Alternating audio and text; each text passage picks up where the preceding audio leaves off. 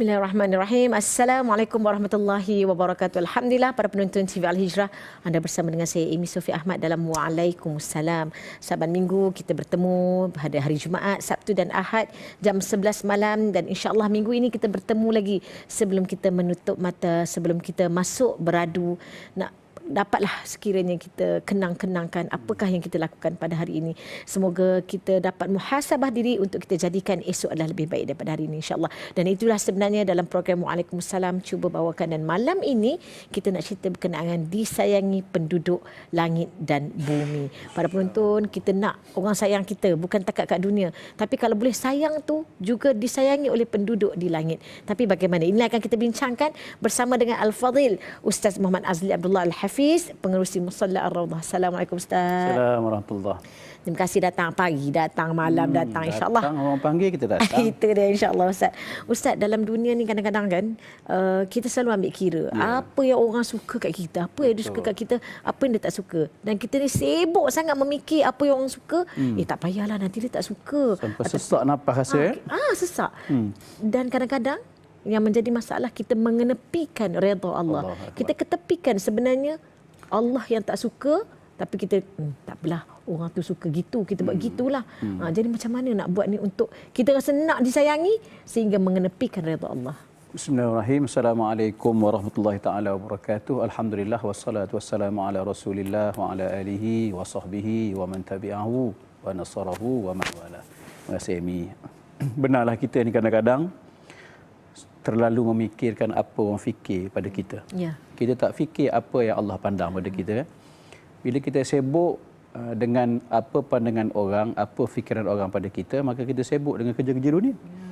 Nak cantikkan wajah, nak cantikkan rumah, nak cantikkan kereta, nak cantik itu, nak cantik ini, sampai tahap ada yang menipu pun. Itu bila kita buat sesuatu kerana manusia. Dan sesuatu yang kita buat kerana nak cari kasih sayang manusia ni semata-mata, bukan maksud tak boleh, semata-mata kasih sayang manusia ni dia tak akan selesai. Sebab manusia itu makhluk. Makhluk tak ada kuasa apa-apa pada kita. Yang berkuasa adalah Khalik, Allah yang mencipta kita. Maka betul kata Amy tadi, sepatutnya kita cari redha Allah Subhanahu Wa Taala. Itulah yang diterapkan oleh Nabi SAW kepada kita.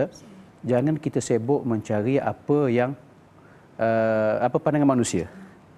Carilah pandangan Allah atau kasih sayang Allah. InsyaAllah kita akan dapat kasih sayang Allah, para malaikat dan juga manusia seluruhnya, bahkan segala penduduk bumi dan langit itu kasih kepada kita. Kita kena tukar. Kena mula buat turning point dalam hidup kita. Apa sebenarnya matlamat hidup kita? Nak sibukkan diri dengan apa yang manusia kisahkan pada kita atau apa yang Allah nak pada kita? Bagaimana kita nak, Ustaz, yang bagaimana kita nak biarlah seluruh dunia menolakku. Masya Allah. Tapi Allah bersamaku. Dan aku sentiasa bersama dengan Allah, pemilik jasad dan jiwa ini. Bagaimana kita nak sampai ke tahap itu? Sedangkan di saat ini bila orang tak suka kita, Allah down. Tapi bagaimana nak sampai ke tahap biarlah tak ada siapa pun makhluk di dunia ini yang bersamaku, tapi aku disayangi oleh Allah dan penduduk di langit. Ada satu hadis yang Nabi sampaikan kepada para sahabat yang boleh kita share hari ini. Yang mana kadang-kadang kita pelik. Kenapa ada orang tu? Kita pelik dengan dia. Kenapa dia ni macam ramai betul orang suka pada dia. Macam Amy kan, follower ramai. Suka orang tu suka, orang ni suka. Komen positif semua. Ada orang negatif positif dia punya komen. Sebab delete komen negatif. Boleh jadi kot. Jadi ada orang yang macam tu. Dan ada orang pula dia boleh bertahan dengan komen-komen buruk orang, negatif orang, dia boleh hidup. Ada orang langsung down, macam Amy sebut tadi. Dah rasa out down ke? Memang down pun. Jadi, kenapa itu terjadi? Rupa-rupanya, ada setengah orang tu yang kita tengok senang je hidup dia. Orang tu suka, walaupun memang akan ada orang tak suka pada kita, tapi kebanyakan orang suka pada dia. Rupa-rupanya Nabi pernah beritahu bahawa sesungguhnya bila Allah suka pada kita, disebabkan kita beriman dan beramal soleh, maka Allah bila suka pada kita, Allah bukan suka pada zatnya sahaja. Maksudnya begitu. Bukan Allah saja suka, Allah akan khabarkan suka dan sayangnya Allah itu pada seseorang itu kepada makhluknya. Yang pertama sekali, Allah akan panggil penduduk langit. Siapa? Malaikat. Allah akan panggil ketua dia, Jibril. Wahai Jibril, Berdasarkan hadis riwayat Imam Bukhari, Allah kata, wahai Jibril, aku suka kepada si fulan. Kamu, wahai Jibril, kamu kena sayang pada si fulan tu. Maka Jibril pula, pesanan Allah ni dia akan sampaikan kepada grup malaikat pula. Wahai para malaikat, dipanggil, Allah sayang pada si fulan ni. Si Amy contohnya. Kamu semua kena sayang pada Amy semua. Kena sayang pada fulan ni. Maka semua pun sayang kepada si fulan ni, penduduk langit. Maka adakah berhenti di situ? Tidak. Dia sampai pula kepada penduduk bumi. Maka malaikat tadi pun turun ke bumi, beritahu kepada makhluk, wahai manusia, Allah sayang pada si dia ni. Walaupun kita tak dengar suara tu, kamu kena sayang pada dia. Siapakah makhluk tu? Manusia, jin, haiwan, tumbuh-tumbuhan. Kadang kita tengok pelik setengah orang kan, tanam pokok hidup. Orang kata tangan dia ni sejuk. Bukan tangan dia sejuk, dia tu sejuk. Kucing suka. Bela kambing membiak. Pelihara lembu pun menjadi. Buat apa saja, serba menjadi. Duduk dengan orang tu boleh, dengan orang ni boleh, dengan kawan ni boleh. Kadang-kadang dengan musuh pun boleh. Kita kata macam musuh lah, pun boleh. Kenapa? Rupa-rupanya sebab khabar daripada Allah Subhanahu Wa Taala yang mengatakan Allah sayang pada dia itu dah sampai. Saya teringat satu cerita ni. Seorang maula Rasulullah. Maula ni maknanya orang yang membantu Rasulullah. Dia panjang umur dia. Kalau tak silap, lebih daripada 50 tahun hijrah dia masih hidup. Saya lupa tarikh wafat dia. Nama dia Safinah. Nama dia sampan. Perahu kan. Safinah ni, kenapa nama dipanggil Safinah? Kerana memang dia ni lagak macam Safinah. Lagaknya macam bahtera. Satu ketika Rasulullah dan para sahabat keluar ke satu medan perang. Sahabat-sahabat dah tak lagak angkat senjata. Maka Rasulullah kata, bagi pada dia lah. Ada yang kata nama dia sebenarnya Mihran, macam-macam nama dia lah. Jadi si Mihran ataupun si Safinah ni, pun bila Rasulullah kata apa, kamu tolong angkat ni. Tolong angkat semua senjata-senjata ni, lembing, pedang semua ni, kamu Safinah. Kamu ni boleh angkat.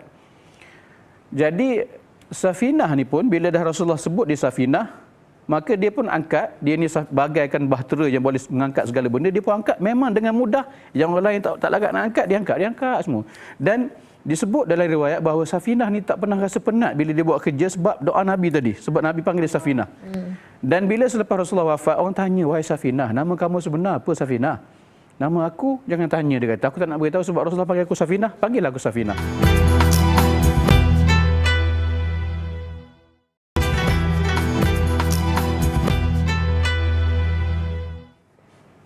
Para penonton telah menceritakan kepada kami, Amru bin Ali telah menceritakan kepada kami, Ibnu Asim dari Ibnu Juraij, dia berkata, telah dikhabarkan kepadaku Musa bin Uqbah daripada Nafi' daripada Abu Hurairah dari Nabi SAW, baginda bersabda, apabila Allah menyayangi seorang hamba, maka dia akan menyeru Jibril, sesungguhnya Allah mencintai fulan, maka cintailah dia.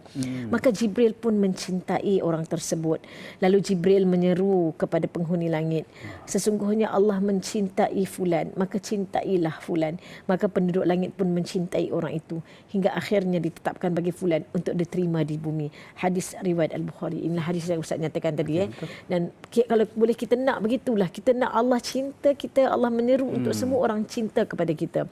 Tapi Ustaz sambung dulu berkenaan dengan Safinah, dicintai bukan hanya di dunia tapi juga di langit. Baik, inilah contoh seorang yang bila Allah sayang, maka bukan sekadar Allah sayang, malaikat sayang, penduduk bumi pun sayang. Safinah ni, oleh kerana dia ni Allah sayang, sebab dia banyak beri khidmat pada Rasulullah. Membantu, tadi saya sebut dia angkat senjata dan sebagainya. Dan gelaran itu menyebabkan dia jadi orang yang memang gagah sebab doa Nabi. Satu ketika Rasulullah dah wafat, dia sampai pada keempat-empat khalifah dia bertemu. Dia cerita. Safinah cerita, aku melalui zaman Abu Bakar, Umar, Osman, Ali. Empat dia boleh sebut tahun bila-bila. Satu ketika dia naik sampan. Dia sampan yang naik sampan. Safinah yang naik. Safinah ala Safinah. Jadi Safinah ni duduk dalam sampan di laut. Kemudian dia tak ada Allah, sampannya pecah.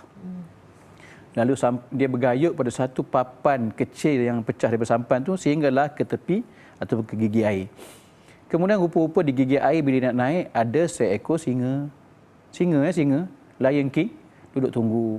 Jadi bila tunggu ni, kalau kita lah ya, kalau rasa kalau ada singa menunggu tepi pinggir air, rasa tak naik dah, duduk dalam air lah. Safinah naik. Safinah naik, dia kata, dia nampak singa tu, ya Abul Haris. Ini orang Arab panggil singa ni Abul Haris. Wahai bapa penjaga, kita macam Lion King lah. Wahai Lion King, itu lebih kurang lah. Wahai Abul Haris, dia kata, aku Safinah. Aku Maula Rasulullah, aku pernah berkhidmat memberi pertolongan kepada Rasulullah. Bila sebut Safinah Maula Rasulullah, seolah-olahnya singa itu mengenali. Lalu dia mundur ke belakang. Dia mundur ke belakang, lalu dia iring perjalanan Safinah sepanjang perjalanan sampailah tempat yang Safinah nak tuju. Kemudian ketika sampai di tempat dituju tu, dia mengeluarkan suara halus. Bunyi suara tu, kata Safinah seolah-olah dia macam mengucapkan selamat tinggal kepadaku. Jadi ini yang Dr. Mustafa Sulaiman An-Nadwi disebut. Ini antara contoh sahabat Nabi yang dicintai Allah, dicintai Jibril, dicintai malaikat, dicintai penduduk bumi, kalangan manusia, dan kalangan haiwan, kalangan tumbuh-tumbuhan. Sayangnya sampai singa yang sepatut terekam, orang ni kita kata lauk lah, dia tak terekam sebab apa? Bila disebut dia tu pernah berkhidmat pada Rasulullah, maknanya dia sayang pada Rasulullah, dia buat kerja untuk Rasulullah, Allah sayang. Maka tengok apa balasan dia. Singa pun tak terekam dia. Kalau kita rasa nak cakap, wahai Abul Haris, saya Azli tau. Saya ni biasa juga ceramah kat TV Hijrah kan. Agaknya singa kata apa? Alah, jangan nak berlakon. Ngap dia kita. Sekali dia ngap, kita pun ngip kan. Allahu Akbar. Dan Ustaz, kalau kita tengok pada zaman sekarang, macam mana kita, apa antara benda yang boleh kita lakukan untuk kita ni mencapai sayang orang tu, kita bukan nak menjadi kesayangan orang saja. Tapi kalau boleh kita nak menjadi kesayangan Allah yang diseru nama kita, kita nak menjadi kesayangan di langit. Bagaimana khidmat kita di dunia ni, orang semua suka ni. Tak adalah macam, mati dah si fulan tu. Lebih baiklah mati. Eloklah Eloklah ya. Nyusah korang ya. Ya Allah, mati baik orang. Macam mana, apa yang kita nak buat ni sampai kita ni baik disayangi orang, bukan takat di dunia tapi juga di akhirat. Ya tuan-tuan, sebenarnya kita kena polish. Amal kita kena polish diri kita. Kasut kita polish kan. Begitu juga iman kita kena polish, amal kita kena polish, sayang kita tu kena polish. Jadi kenapa kadang-kadang kita rasa seolah-olah orang tak suka pada kita. Kita pergi ke mana-mana macam orang benci sangat pada kita. Orang tengok kita masam, orang tengok kita macam nak marah. Kadang-kadang kita lupa tanya diri kita sendiri, apa sebenarnya yang kita buat menyebabkan sampai mesej mesej benci itu sampai pada kita. Sebab hadis ni ada dua riwayat, satu yang menyebut bila Allah marah, maka murka Allah itu akan sampai kepada penduduk langit dan bumi. Jadi satu cara yang kita buat ialah kita polish balik diri kita. Cari kasih sayang Allah Subhanahu Wa Taala. Apa kurang kita? Di mana amal yang bocor? Banyak amal kita bocor, ni kan. Kadang-kadang kita cuai, solat kita cuai. Kemudian mungkin juga kadang-kadang hubungan kita dengan manusia kita tak jaga. Sakitkan hati. Ada kadang-kadang kita sakitkan hati adik-beradik kita sendiri, kita sakitkan hati kawan-kawan kita sakitkan hati jiran tetangga kita, sakit hati guru kita. Lebih teruk lagi sakit hati, kita sakitkan hati mak ayah kita. Kita memang ada benda yang tak selesai di sana tu, jadi kena selesaikan. Jadi ini cara untuk kita polish balik. Bila kita buat, perbetulkan balik silap kita, percayalah Allah akan sayang kepada orang yang buat baik. Allah tak akan benci kepada orang yang buat baik. Cuba kita tengok orang selalu buat baik. Walaupun kadang-kadang kita tengok dia tu tak beriman pun sebab dia buat baik pada orang. Kenapa sampai rasa sayang pada dia? Sedangkan dia tak beriman pun. Maknanya kalau dia beriman macam mana? Maknanya kita kena buat baik sehabis raya kita kepada manusia, kepada Allah Subhanahu Wa Taala. Sayang kita pada Nabi tak pernah berbelah bagi. InsyaAllah percayalah Allah akan sayang pada kita. Bila Allah sayang pada kita, saya rasa separuh hidup kita ni dah rasa macam selesai. Hidup kat dunia ni rasa bukanlah tak kaya tapi senang. Bukan setengah orang tu ada yang duitnya banyak tapi tak senang. Sebab tu kata duit tidak boleh membeli harta, tidak boleh membeli senang, tak boleh memberi bahagia kan. Jadi cuba kita polish di mana-mana atau tampal di mana-mana kebocoran yang ada pada kita tu supaya nanti kita dapat kasih sayang Allah, lalu kita lihat orang pun sayang pada kita. Kan senang kalau hidup kita ni sentiasa orang sayang, di mana-mana orang senyum kita. Senyum tu sebenarnya tak perlu bercakap apa-apa, orang senyum pun dah rasa lega. Tapi kadang-kadang kita dah buat baik tapi ada orang tak senang dengan kita. Maknanya macam mana lagi untuk nak meraih kesenangan dan orang baik dengan kita, sayang kita. Itulah letaknya mujahadah kan. Kadang-kadang rupanya nak dapat satu kebaikan tu, nak dapat level tertentu tu kena mujahadah.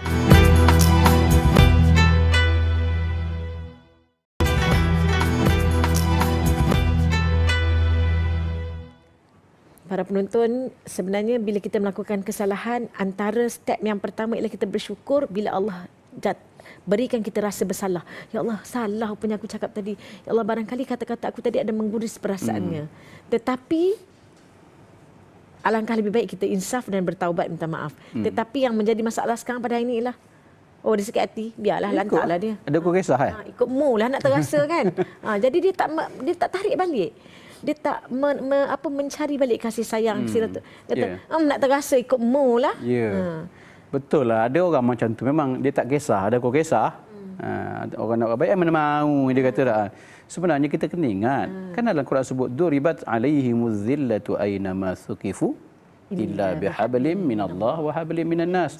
Kamu akan ditimpa kehinaan di mana-mana saja kamu berada, kecuali kehinaan kemudaratan itu akan terhindar bila kamu ada hablum minallah dan hablum minan nas. Vertikal dan horizontal punya hubungan. Maknanya manusia kita jaga hubungan dengan Allah, jaga hubungan. Maknanya kalaulah ada kita buat salah pada orang, kena jagalah hubungan tu, minta maaf. Wal ya'fu wal yasfahu ala tuhibbuna ay yaghfirallahu lakum dzunubakum. Maafkanlah, ampunkanlah dia. Tak nak kamu Allah nak ampunkan dosa kamu. Maknanya dengan kita memaafkan orang, itu kita yang orang buat salah pada kita, Allah akan ampunkan dosa kamu, nak masukkan syurga. Kita yang buat salah ni sepatutnya lebih lagi. Sebab seolah-olahnya bila kita buat yang sebaliknya, seolah kita mengundang, membuka pintu ke neraka. Sepatutnya bila kita buat salah, minta maaf, rendahkan hati kita, minta maaf, aku buat salah, bukan sengaja, tak sengaja tapi lah tengah marah kan. Apa salahnya? Itu menunjukkan kerendahan hati kita. Percayalah bila kita bersikap begitu, hidup kita ni harmoni. Kalaupun tidaklah kita rasa dunia macam syurga, tapi sekurang-kurangnya syurga tu kita akan rasa nikmat bila ke sana esok, insya-Allah. Walaupun tak dapat rasa sekarang. Dan begitu juga Ustaz, dalam situasi orang meminta maaf kat kita, kita pun jangan ego. Mana maunya aku nak maafkan kau kan. Kan tadi kita ada sebut tentang Sayyidah Aisyah bila difitnah. Bagaimana Sayyidina Abu Bakar As-Siddiq yang begitu lembut orangnya jadi marah sampai nak potong istilahnya allowance kepada khadamnya, pembantunya. Jadi Allah sebut wala ya'tali ulul fadli minkum wasa'ati an yu'tu ulul qurba wal yatama wal masakin. Lalu sambung pada wal ya'fu wal yasfahu tadi. Maknanya Allah tegur, maafkanlah, ampunkanlah. Itu kan lebih dekat dengan syurga. Jadi kalau ada salah besar mana sekalipun, maafkan. Walaupun mungkin garisan luka tu masih ada, tapi tak apalah, maafkan aja. Rasulullah pun pernah berlaku sebagaimana yang kita tahu cerita siapa nama tu yang lembingkan pak saudara Nabi Sayyidina Hamzah. Rasulullah maafkan, tapi luka tu masih ada. Sampai ke Rasulullah bila tengok kawan tu, Rasulullah teringat. Jadi maafkan, tapi memaafkan memudahkan diri kita, bukan memudahkan orang sangat. Diri kita sebenarnya, menolong diri kita sendiri. Dan memudahkan jalan ke syurga. Ya, betul. Itu kita tak nampak. Dan Ustaz mengakhiri Waalaikumsalam kita pada malam ini, Ustaz. Kalau Ustaz dapat bawakan kepada kami satu doa yang boleh kita pohon setiap hari, kalau boleh setiap saat untuk kita meraih cinta, untuk meraih kasih sayang kita kepada Allah Subhanahu Wa Taala, untuk kita menjadi yang disayangi di langit dan di bumi. Dan Ustaz, antaranya ialah kita tak nak kita ni berjanji ketika kita gembira, kita sayang ketika kita gembira, kita sayang ni kita bagi macam-macam. Bila kita kurang kasih sayang kita, bila kita rasa tak suka, kita tarik balik. Kita kata tak payah dah lah. Bila kita rasa sedih, janji itu kita tidak dapat ditunaikan. Bismillahirrahmanirrahim. Alhamdulillahirabbil alamin. Sallallahu ala sayyidina Muhammad wa ala alihi wa sahbihi ajma'in. إلهنا رحمتك نرجو ولا تكلنا إلى أنفسنا طرفة عين ولا أقل من ذلك اللهم اغفر لنا ذنوبنا ولوالدينا ولمن حضر معنا ولوالديهم ولجميع المسلمين والمسلمات والمؤمنين والمؤمنات الأحياء منهم والأموات برحمتك يا أرحم الراحمين. Ya Allah, ya Tuhan kami, ampunkanlah dosa kami ya Allah, dosa ibu ayah kami ya Allah, dosa anak-anak kami ya Allah, dosa kawan-kawan kami ya Allah, dosa guru-guru kami ya Allah. Ya Allah, ya Tuhan kami, jadikanlah kami insan yang pemaaf ya Allah. Jadikanlah kami insan yang sentiasa berlapang dada atas segala kesilapan yang kami lakukan dan mudah untuk bermohon maaf kepada mudah untuk meminta maaf ya Allah. Ya Arhamar Rahimin, jadilah kami insan yang sentiasa ikhlas dalam melakukan segala apa yang dilakukan ya Allah. Ikhlaskanlah hati kami ya Allah ya Rahman ya Arhamar Rahimin. Ya Allah ya Tuhan kami, jadikanlah kami insan yang sentiasa bersyukur atas segala nikmat yang telah Kau kurniakan kepada kami dan kepada kedua ibu bapa kami, kepada anak-anak kami ya Allah. Dan semoga dengan nikmat itu kelak ya Allah kami senantiasa melakukan amal soleh yang Engkau redai. Perbaikilah akhlak kami ya Allah, akhlak anak-anak kami ya Allah. Semoga kami bertaubat kepadamu ya Allah, dan kamilah hamba-hamba-Mu yang berserah diri. Rabbana atina fid dunya hasanah wa fil akhirati hasanah wa qina azaban nar wa adkhilnal jannata ma'al abrar ya aziz ya ghaffar ya rabbal alamin. Wa sallallahu alaihi Muhammad wa ala alihi wa sahbihi wasallam. Alhamdulillahi rabbil alamin. Taqabbalallahu Amin ya rabbal alamin. Para penonton, di saat kita cuba meraih kasih dan sayang daripada orang sekeliling kita di dunia, berusahalah untuk kita mencapai redha Allah. Barangkali kadang-kadang apa yang orang suka tidak mendapat redha Allah, tetapi apa yang orang tak suka itulah sebenarnya apa yang Allah mahukan daripada kita. Sayangi diri, sayangi semua, maafkan diri, maafkan semua insya-Allah. Terima kasih banyak kita ucapkan kepada Al-Fadhil Ustaz Muhammad Azli Abdullah untuk pada hari ini insya-Allah. Para penonton, sehingga kita berjumpa lagi. Ila liqa, ma'assalamah. Assalamualaikum warahmatullahi wabarakatuh.